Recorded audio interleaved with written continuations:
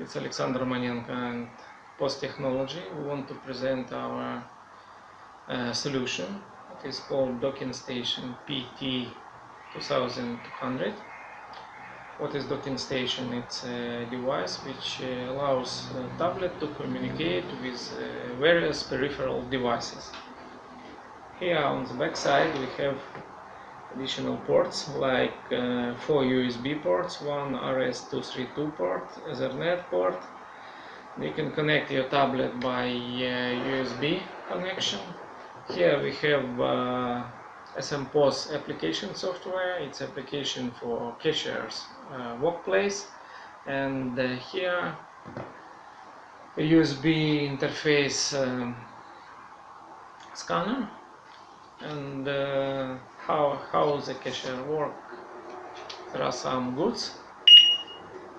She or he scans these products. You can see these products are adding to the list to check. Well, we have here a list of products. We can change, for example, quantity. Okay, that's it.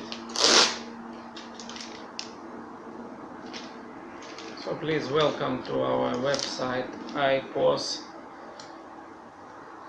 iposprint.com, and you can see all our products, all our product line. Thank you very much.